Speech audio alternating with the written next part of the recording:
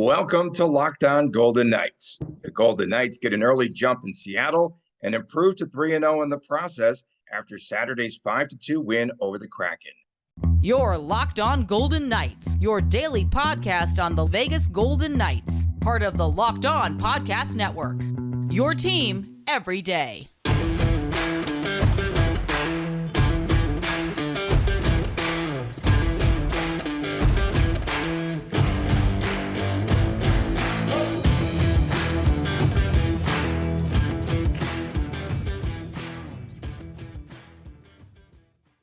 Hi again, everyone. Tony Cardasco and Chris Golick from the sports and entertainment capital of the world, Las Vegas.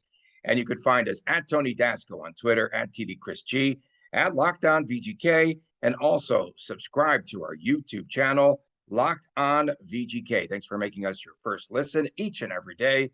Our podcast is free and available wherever you get your podcast. And Chris, what could the Kraken head coach, Dave Hakstol, possibly be thinking by starting Martin Jones in net on Saturday night, right? Every time that Jones has faced the VGK, he gets chased. He stinks. He's no good. We thought that we would see Philip Grubauer, right, on Friday. And I just remember VGK chasing Jones in a couple of games back in that 2019 series. That's what stands out the most to me. And I know on Friday, we were just talking about the way that we felt Grubauer would be the starter in this game. So let's start there. Why was Martin Jones in the cage on Saturday night? It was maybe, again, I'm trying to get into the coach's head, but Martin Jones is a starter opening night. Maybe it's just more of a political, it looks bad if I don't start my starter type of thing. I don't know. And I'm not necessarily advocating that for being the right way to go, but the 9th time in 24 starts, we have chased Jones. I wonder what team has chased a goalie more since VGK has been around since 17-18. So we're going back 5 seasons plus a couple of games now. I wonder, what the most times, if VGK has chased a goalie more times than anyone else in the National Hockey League. That's what I'm trying to get at. And then I'm curious what the all-time record is going back to maybe once the league expanded to, 20, 25 plus teams or something like that, when there was some more of a revolving door type of schedule. But yeah, I don't get that. I think everyone in Vegas was happy when they saw Martin Jones listed as a starter. I saw that. I made a financial investment on a sports wagering website and made a couple bucks. A little better. My football bets went yesterday for the most part, but VGK 3-0, good start, and more Martin Jones, please. I think that Keegan Colasar got tired of you trolling him.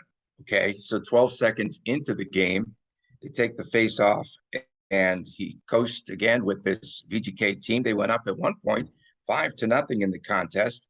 Jonathan Marshall saw a couple of goals, well on his way to 30. Yeah, Marchie looked good, and I really enjoyed his celebration after his second goal, where he found this. I thought he originally had beat Jones over his shoulder, and he was a little bit lazy, but he actually found a gap like below his armpit and like where the glove was, and just kind of snuck it right in there. I mean, he's not aiming for that; he's just taking a shot and hoping at that point. Let's call it what it is, but still, I loved the celebration afterwards. Though it was the first time I've seen swagger in a while from the Vegas Golden Knights. And it was that celebration right there. Marchie is kind of nodding his head like, yep, I just did that. And, again, it's early. It's exciting. There's going to be plenty of, turning points throughout the season, plenty of highs and lows. But for now, things seem to be going the right way. And Marchessault is going to be a big part. There's another stat right there. I think Marchessault has scored in either every opener or every VGK home opener, if I'm not mistaken. It's here all but one, or he scored in every single one. So Marchessault likes getting things started in the right direction. He's a quick starter, and let's keep him healthy so he can help us finish. Remember on Friday, I said that, Seattle and Los Angeles started to mix it up at the end of their game. And then lo and behold, again on Saturday night, we see Seattle and VGK, a little scrap at the end of the game. this Seattle team's a little bit feisty right now. Chandler Stevenson, he had that penalty shot, which was one of the only shots I think that Martin Jones saved in that game. And then Bruce Cassidy, Cassidy said that he felt that this team played very well, Chris, against the boards. Yeah, that's fair. They played every possible. I'm trying to think of something from the game in Seattle that I watched where I thought they could have done better, and nothing. I mean, I was working. I was doing my sports cards thing on Saturday night, but I did have the game showing on my phone as I was doing my work. I'm like, and I turned on like 25 seconds after it started. I'm like, wait a minute, what just happened here? And of course, I check. I see Kolasar scored immediately. I go Your back guy to Kolasar. immediately I go back to my friend in the back of 217, and I wonder if that guy has season tickets or friends and family season tickets, or if I'm going to see him more throughout the year, because that's going to be a fun, spirited chirping session throughout the year. And I got to find out who this guy is. If you happen to be watching, or if you know a friend of a friend. Dude sat in the back of 217, big Kolasar fan, him and his friends. But if someone knows who this guy is, if you can link him up with the show, I got a $17 beer for you at T-Mobile next time I see you, because I think we got to find out who this guy is, get him on, and have a good conversation. Like, I'm not a Kolasar hater by any means. In a serious note, I still point out my stat all the time about him being top 10 in hits and fourth in scoring amongst those in that category. I also go back to the fact that Kolasar comes across as underwhelming at times too. But maybe this is a season where you can put 12, 13, 14 pucks in the back of the net, improve the assist a little bit while still doing that physical blend of hockey. Yeah, he even pointed out after the game that he did miss the open net in the previous game. And so maybe this is a step forward. And this all began with the faceoff win, right, by Nick Waugh. And VGK won the first 9 faceoffs in that game. They won about 70% of the faceoffs and some critical faceoffs. And Waugh, Carrier, and even William Karlsson. Well, Karlsson won 71% of the faceoffs, so you have to give him credit in the circle. Stevenson, 69% of that game. They won draws. They won that draw against Morgan Geekie, which was a big one on the power play. And then 7 seconds later, VGK made it 3-0. I think that was the Marchessault goal. But talk a little bit about them in the faceoff circle, the importance of winning faceoffs, especially in the opponent's end. So going back to Gerard Gallant didn't work on faceoffs a lot. It was very commonly known that he didn't place that much. He focused the time elsewhere is probably the best way to say it. I'm sure he knows faceoffs are important, but you only have so much time to go out there and do your things and practices and things like that. So that probably carried on to the DeBoer era a little bit. I never recall them being a very strong team in the circle under DeBoer, but something obviously happened in the offseason where Cassidy does feel that faceoffs are more important, and especially those offensive zone faceoffs. I mean, I know it's just one small play, but every inch of advantage that you can have at the professional level is so big, right? I mean, there's 32 teams, there's 32 competitive teams. No team is going to be a layup. You know, I predicted 17-3 over the Chicago Blackhawks the other day, and it wound up being 1-0. It wasn't going to be 17-3, folks. Anyone that thinks that's serious, just calm down. But point being is there's no layups in the NHL. You have to, me and my kid just watched actually highlights of the Blackhawks Knights game where they were down 3-0, and Dadonov of all people scores the winner. That basically at that point saved the season. If they lose that game, they're in a much bigger hole. It was the end of March, I believe, and only probably 10, 12 games left. So back to the point is, yes, everything you can do to tilt the ice in your favor to get any type of advantage is very important. Puck possession can be a very important stat, and especially in a game where you have the team on their heels, you just win that face-off, and you got your foot on their throat from the word go. If you start Martin Jones, just thinking about this, you have to start the tankathon for Connor Bedard. I mean, I have to believe that they're starting to tank up there in Seattle early in the season. Are you sold finally on? Are you sold on Adin Hill? Finally, 31 saves in that game. And I know now that you've been chirping, you are such a big fan of Mr. Hill. Well, I mean, to be fair, I didn't like going back to the preseason game, that single goal where he was just basically completely out of position. I think it was the overtime winner, if I'm not mistaken, or it was a goal. It was a late goal, one of the two. The 7-3 game was extremely disheartening in the preseason. But then his next start and next appearance, I think he had one more start and one more appearance, if I'm not mistaken, down the stretch. Next start was 50 saves on 53 or something like that. It was a very solid performance. And then his appearance at the end was also very solid. So I think I alluded to, sometimes when you're, here you go, Tony, when we're betting the horses or the trotters for that matter, a horse after a long layoff, they might be a solid horse, right? And they go out and they get like sixth place. They were never competitive. But then when you look in the notes on the lower side, lower right-hand side of the program, it says needed starts, needed that race. So basically that simply means that the horse needed that race or series of races to kind of get their feet under them again. And Aiden Hill, we have to look at his situation.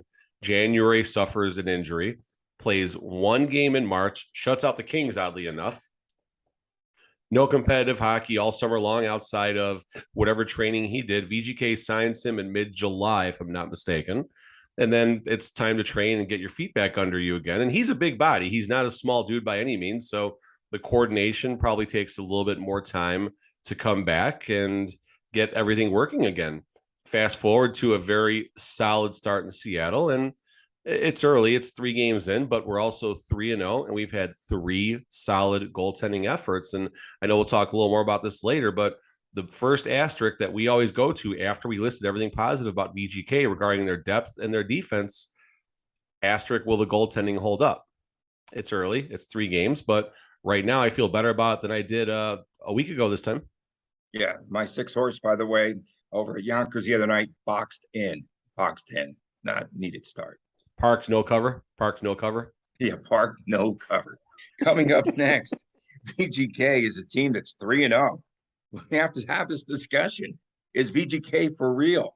We'll talk about it when we return right here on Locked On Golden Knights. The numbers do not lie. In the last decade, over 4 million people have chosen Simply Safe. Simply Safe Home Security protects your home. You don't earn that trust of that many people without doing something right. At Simply Safe, Chris likes this, it's SIMPLI, safe. Your safety is the only thing truly that matters. I know because I use Simply Safe right here in my own home. They protect you without the cutting edge security technology, all that. They are powered by 24/7 professional monitoring agents, and they always have your back.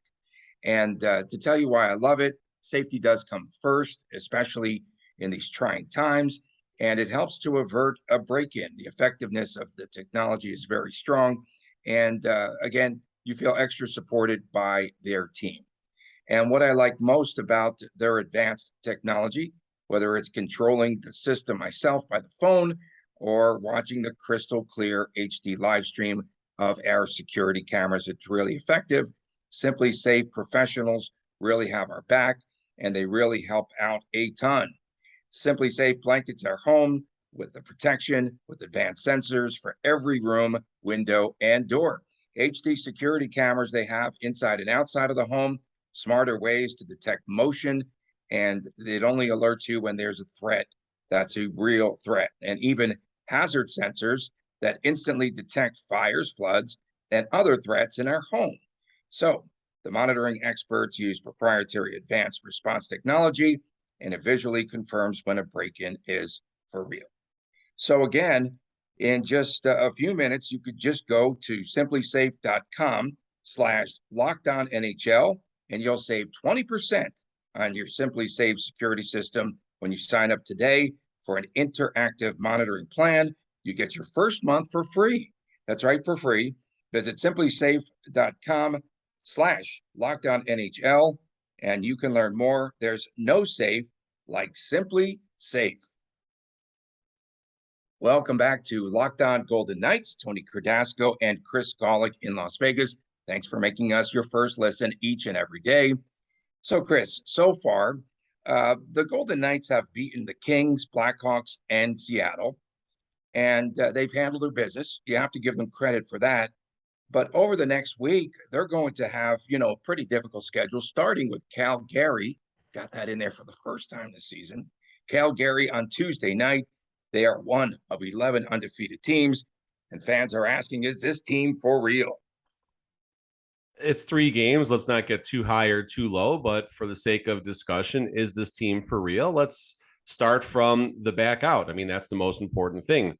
Right now, our goaltending duo, if you will, it's about to become a trio, apparently. So we'll see what happens when that occurs, whenever LB gets back. But LT, 2 very serviceable starts. One, of course, being a shutout performance. And Adin Hill, I mean, whatever, to the 2 goals he led in during the third period of the 5-0 at the time blowout. It's tough to keep the pedal to the metal, if you will, in the third period when your team is up 5-0. So there's going to be some lapses, whether it's the defense, whether it's the goaltending. So I put absolutely zero stock into that third period of that game against Seattle. VGK just went through the motions, didn't want to get anyone hurt. You saw a few little scrums, of course, a little one at the end of the game, but that wasn't going anywhere. There was nothing happening there. Pietrangelo, the only thing I guess I'll single out here really fast, and we'll get back to the topic. Pietrangelo pushes I think it was Jaden Schwartz, if not mistaken, the goal scorer in to Adin Hill. The puck is in before the contact even happens, and Petro is up screaming at the ref, trying to sell a goaltender interference penalty. But my point is, why in a 5-0 game are we shoving players into our goaltender? If there's one thing that I will point out that's a concern, I think that's a safe way to look at that. Back to the topic, is VGK for real? Sure. You look at the goaltending, you look at what LT and Adin Hill has done. Right now, this could be a duo that splits it, 55 and 37, if my math is right, that type of splits.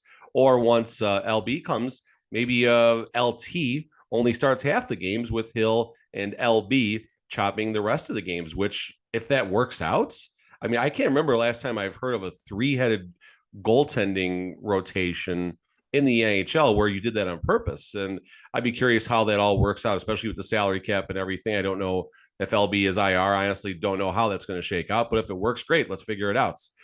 Going back to the defense since day one has been extremely solid for the Vegas Golden Knights heading into season 6 now. This is probably our deepest. I mean, it's our same 6 defensemen year over year, which is that's a good thing, I would hope. And we have more players waiting in the wings that can chip in the event we lose any of our top 6. You look at the forwards, you look at our top 9. Right now, the Casa plan, along with the McCrimmon plan, hashtag both, of course, are working out, right? Cassidy is not afraid to make moves that are head scratchers. We have a very expensive third line, folks, with Marchessault and Carlson, but it's working. Obviously, our top 2 lines are very, very expensive as well. Tossing Phil Kessel in there, someone I felt Kessel would fit right in there, but you had your concerns about Kessel on the top line being able to keep up simply with Eichel. And, for now, it's working out. It's working out. And again, we have more reinforcements waiting in the event any of our top 9 go down. And of course, line 4 is making waves. And I'm never a fan of always starting line 4, but it seems like a lot of coaches like that. So there's a reason they coach, and why I'm sitting here in a podcast being watched by 6 people, chirping for starting line 4, maybe 7, whatever, Tony. Maybe we got 7 people this morning. But point being is, there's a reason they do this. And you look what line 4 did to start the game against Seattle. So long story longer, is VGK for real? Of course, I think so. We felt that they would be. We didn't think they'd have this fast of a starts. We were both of the mindset it might take a minute to get going. You're absolutely, this is good. Yeah, you're absolutely right. But this next week could be reality check number 1, because at Calgary at the Saddle Dome, they play Winnipeg. I think is sandwiched in between, and then Colorado, the Avalanche. Ooh, that's Thursday is a trap game, folks. Hammer the Jets. Absolutely. Hammer the Jets. Absolutely. I was thinking the same exact thing. I beat you to it, Tony. I beat you to it just because you started games. Darn it. No bad goals given up by those goaltenders. That's what Bruce Cassidy says. Is that correct? I'm thinking. He also said, but the only thing I have against Cassidy, he's been great. He's been perfect. He's been transparent. He's been accurate, except when he said that they beat a really good defensive team in the LA Kings. They're not good defensively. They gave up 6 more goals the other night. Okay, let's go. I'm supposed to start talking now. Okay. I wasn't sure if you were done or not. But I mean, Cassidy, again, his honesty, or his perspective of honesty, if you will, is very apparent in everything he says. And I'm going to try and get to the game on Thursday on credentials if I can pull that off. So maybe I'll get a chance to ask him in a very polite manner about the way he conducts his press conferences. And I won't go that deep. It'll be a very canned question, I'm sure, if I get in there, and we'll get our feet in the door. But point being is, Cassidy is very honest. He is very, very honest. It is very refreshing. And I'm not knocking Gallant or DeBoer. I really enjoyed Gallant, the way he talked to the media. I really enjoyed his interactions. DeBoer, I thought, was extremely polite. He was the only person that I've seen in press conferences actually acknowledge each reporter or media member by their name. Someone asks a question, he says, hello, XYZ, and then he always responds. I think that's very polite. But outside of that, DeBoer does not give you a whole lot besides, everything feels like it's working out and everything is great. There will be a turning point. There will be friction on the Golden Knights. There will be a time when it's very hard to win a game. And I'm curious what that side of Cassidy looks like. We have a young goaltender. Cassidy does have a somewhat documented history of having issues with how he's handled young talent in the past. So you look at a couple of our young players, not just simply Logan Thompson, of course, but Paul Cotter. Paul Cotter got drilled the other night too. So we'll see how that works out. I haven't heard him say a whole lot about Cotter since he scored the goal against Chicago. So we'll see if Amadio makes his first appearance of the season soon. But it's all working out so far. And yeah, the Kings early on are not a great defensive team, kind of surprising. The Kings are a team that we were excited to see. And, we'll talk a little more about the Pacific in segment 3, but as of right now, the Kings and whoever their GM is, that insert GM hashtag a plan is not working over there. 4 players on this VGK team, Chris, have 3 points. Jonathan Marchessault, well on his way to 30 goals, which we expect out of him, Marshy, whatever. March in the month in E. So 3 goals, 3 goals for Marchessault, 3 points for Eichel, Pietrangelo, and Stevenson, and 3 power play goals for this team through 3 games, which I think is a key statistic and something that we were very concerned about. But that is starting to really stick, and they're getting a good rotation. And Cassidy, I'll give him credit. He is not afraid to jump on any of these players. Like, no one gets a pass. And I liked, that, what game was that? Was that the LA Kings game where between periods, he jumped on the team about the power play? In any event, players that are playing too many shifts, it's a concern to me.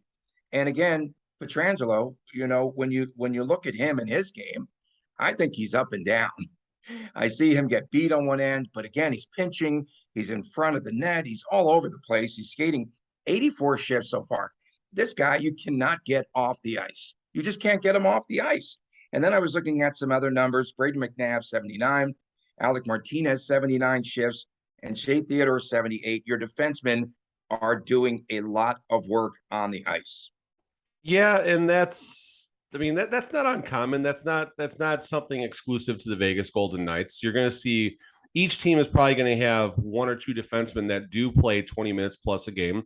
I go back to my time being a very loyal Chicago Blackhawks fan, and it was nice to see all the red sweaters and catch up with some Chicago people on Thursday night over at T-Mobile. But Duncan Keith is the first person I'm going to. I can't tell you how many times he would play 25 minutes a game, sometimes even scratch the surface of 30 minutes a game in a non-overtime situation. So you're going to have your people that chew up those minutes. Pietrangelo is certainly one of those. And Petro's game is not sexy. It is not a sexy game. It is not Shea Theodore going up and down the ice, nor is it Braden McNabb absolutely laying a big hip check. But Pietrangelo, for the most part, is going to be in the right place at the right time. He's going to pinch from the offensive side, as we've seen, obviously. He's going to rush the puck. He's going to work the power play, but it's not a sexy game. It's not a game you might even notice a whole lot of when you are out there, but he gets on the score sheet. His plus minus is usually acceptable. I'm assuming everyone's plus minus looks good right now through the first few games. So, I mean, yeah, Pietrangelo, it's not sexy at times, but there's a reason he does have that contract. And there were other teams, if VGK would not have paid him, that would have been willing to pay him that money at the time. Maybe not the same term necessarily, but there are a lot of other teams that would have been willing to spend a lot of money on Petrov for what he does bring to the ice, off the ice and on the ice, as far as leadership goes too. Yeah, no, I think sometimes he just plays too much and gets a little bit gassed out there. And that's why I brought up the number of shifts already, for him and for the Blue Liners. And this is a time of year for VGK. Great start, 3-0. They're stealing points, right? We know every game is going to matter over the course of the next, every single point matters, right?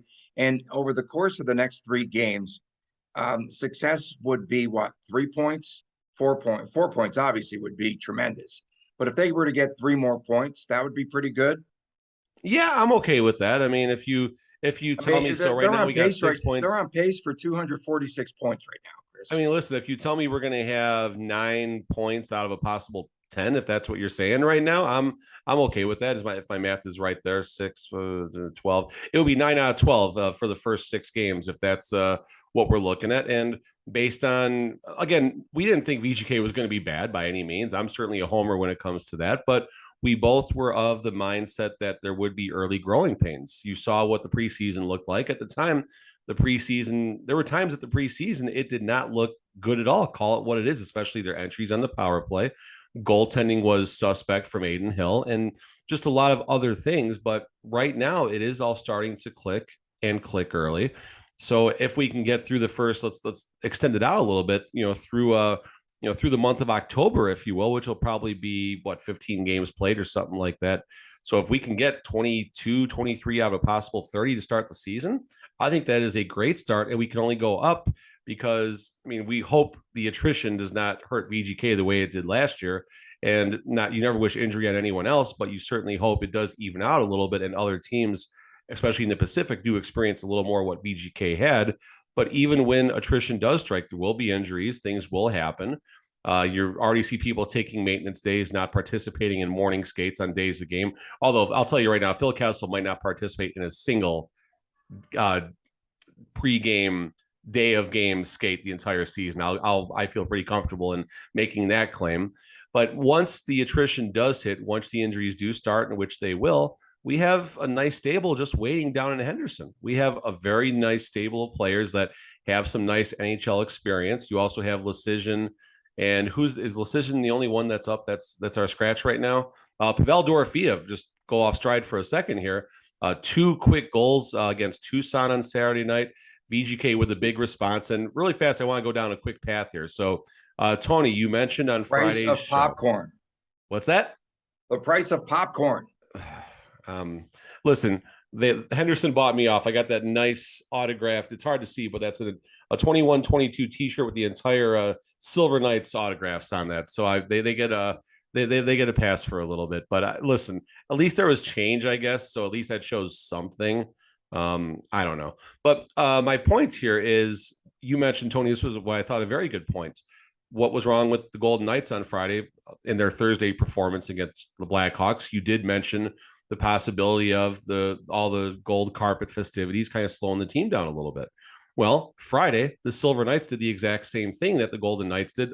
A few less people there watching, but they did their silver carpet where all the players did arrive early. They walked, they did the media stuff, they did the pictures, and it's about routine. On YouTube, you had another blast, which I shared with you. This was someone that basically stated that they felt, since these multi-million-dollar athletes, they should be able to handle a half hour of autographs and stuff like that before a game. And I responded, I said, if there's one thing we know about professional athletes, it's routine. And especially professional baseball players, starting pitchers, day of game. They all got their things that they do. They don't want to be bothered. They have their day down to the second as far as what they wake up, what they do, and stuff like that. And I think hockey players and all professional athletes are the same. You get to the rink or the stadium at a certain time. You do your thing. You have your routine once you're there. You have your things you do at your house or hotel before you get there. And when you disturb that routine, you just kind of mess with the harmony in your life and everything else. So Golden Knights do the gold carpet on Thursday nights. Friday, we're talking about how they struggled against possibly the worst team in the NHL, only winning 1-0. Silver Knights on Friday night against Tucson. They lost 2-1. They looked okay. It was not a very good game, but it was a decent game. But that same Tucson team on Saturday, they beat them 6-2, and they put in like 3 or 4 early goals in the first. They jumped all over them. So again, maybe there is something to be said about these festivities and how they can get in the heads of the players. Yeah, a lot of distractions. And Bruce Cassidy also said that he was concerned about those distractions in the first home game too. So yeah, fair. And Garrett Cole, you talked about pitchers and routines. Garrett Cole on opening day for the Yankees, they had these festivities and it went over by 6 minutes, and he had a absolute complete meltdown because it was 6 minutes late for him as a starting pitcher because they stick to the minute and to the second with their routine. It's true, folks. It's true. Yeah, coming up next, we're going to talk a little bit about what's going on in the Pacific Division. Stay tuned. More after this on Locked On Golden Knights. Welcome back to Locked On Golden Knights. Tony Cardasco and Chris Golick from Las Vegas. We appreciate you tuning in. Thanks for making us your first listen each and every day. Our podcast is free and available wherever you get your podcast. And Chris, I just was thinking, during that very short break, okay, so Phil Kessel, right? So he sets these records for longevity, most consecutive games played. As soon as he breaks those records, you talked about him not doing pre-skate activities and all that. Did they change his role with this team as this season wears on after all of these milestones are met? Keep going. What do you mean? Like, are they going to bench him? Are they going to move him on No, lines? well, What are you saying? Yeah, will his role change with this team? I'm just curious. Do they play him differently now as opposed to after he breaks these records, right? To try and keep him healthy for the season. More or less, yeah. No, that's a fair question. And I think Cassidy is going. I feel like Cassidy is full run of the roster. I think McCrimmon's going to leave him alone, at least for now. And I think Cassidy is going to do on a nightly basis what he feels is best for the team. And so far, it's working. So far. Okay. Whether that means giving Kessel some extra time off, I don't know. I don't know if he wants it. Like, Kessel, he's a very hard person to read. He's a very nice person. I've had one very pleasant personal interaction with him, and he's tough to read. I think he just likes doing his thing, and I think he's going to keep playing. I don't think he's going to take a night off just because he broke the record. I think health willing. I mean, we have to get to the record first. It's 4 or 5 games away. Next Monday against Toronto is when he'll break it. So was that 2 weeks from tonight? 2 weeks ahead, yeah. And the only gold carpet that Mr. Kessel's going to see is the one made out of Golden's mustard. That's it. VGK at 3-0. We talk about the Pacific Division. You've got Calgary at 2-0, and the big showdown game coming up tomorrow night, which we'll preview on tomorrow's show, against the Flames and VGK. That should be a good one at the Saddle Dome. The Kraken are 1-1-1. Perhaps they are tanking for Connor Bedard as well. The leaders in that category, the Sharks at 0-4. They're definitely on the tankathon. The Oilers, Ducks, Kings, they have 2 points currently? Yeah, and the Canucks are also 0-2. So how are things shaking out so far, early going in this Pacific Division? You and I, again, we're firm believers that VGK would get out to a very slow start, new system, everything else that's gone on around this franchise, goaltending, the tendies, if you will, we weren't so sure about. Where do you think this division is at currently? The Kings, I think, are the biggest disappointment. I would have to say so far, biggest surprise is the VGK. So just kind of looking right now at the 8 teams, we knew the Sharks, forget the Sharks. They're not going to be competitive. Shout out to our friends for Locked On Sharks for not competing and trying to dig for things to talk about all season long. But outside of that, there are 7 teams, I think, that will compete for playoff spots throughout the season, and that's everyone but the Sharks. That's not a shot. That's just reality at the Sharks right there. Canucks 0-2. I mean, again, these are very early perspectives here, but the one thing I will allude to is VGK, Cal, Gary, Seattle, Edmonton, LA. So 5 of the remaining 7 teams, not named the Sharks, that are going to compete this season, have had wholesale changes to the roster, if you will. Pacioretty, Dadonov, Robin Leonard missing the entire season. The Kings lose Dustin Brown. Kevin Fiala comes in. Seattle brought in some talent, or not a lot of talent with Martin Jones. The Flames have had the Flames are a story. I can't wait to see how the Flames shake out, losing their number one and number two and replacing them with two very solid players in return. And, so let's see once these players kind of get comfortable and where things go. Edmonton and goaltending, that's Jack who Campbell knows. Still, yeah, no, big question mark with Jack Campbell, right? Yeah, and right now Edmonton, all that scoring, again, 2 games, but their goal differential is only a +1. The Sharks are a -8 so far, so maybe they'll hang a banner for that. Vancouver -3, Kings -3. That good defensive team that Cassidy alluded to. We'll see how that goes, but I think at least the early reaction, the Knights, the Flames, and the Oilers are going to be the 3 teams that we'll be talking about contending for the division. I still maintain, even though it's a fast start, I still maintain the fact that VGK is not going to contend for the Pacific, at least right now. Maybe in 7 or 8 games, I'll have a different perspective about that. I think VGK will be comfortably in the playoffs somewhere in that 2 or 3 seed when the dust settles in the division. And this team is built for a late run. The Pacific itself, not off to a flying start outside of VGK and Calgary. Everyone else is either 1-1 or worse at this point. And if the Kings are going to falter and if Vancouver is going to falter, I don't think Seattle's going to be there in the end as well. Anaheim is not going to be there in the end. They don't have enough around their rookies and stuff. So VGK might not have a difficult path to the playoffs in the Pacific, which isn't a bad thing. And then they're going to turn it up once the playoffs come.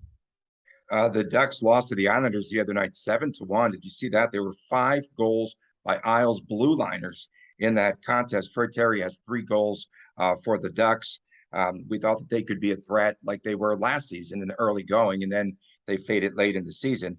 Marc-Andre Fleury, the Kings defeat Fleury.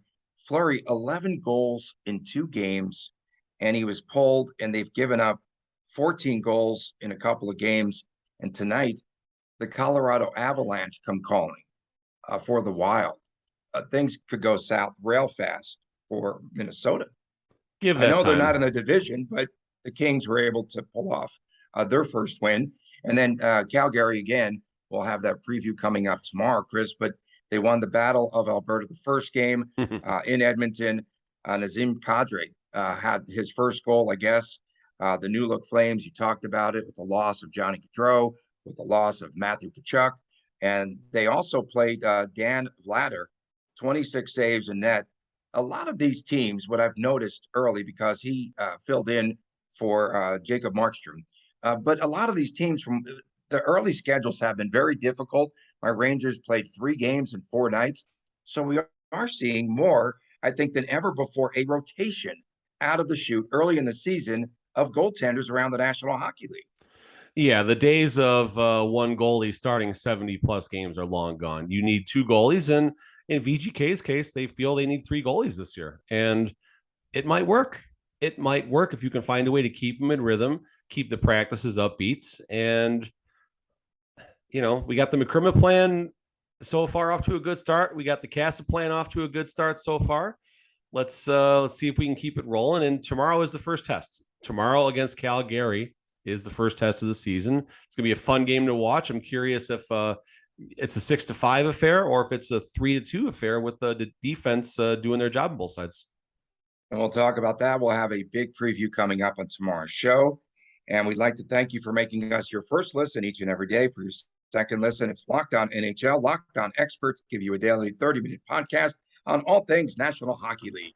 For my man, Chris Golick, I'm Tony Cardasco. We're up against the clock. So long for now. We'll see you tomorrow right here on Locked On Golden Knights.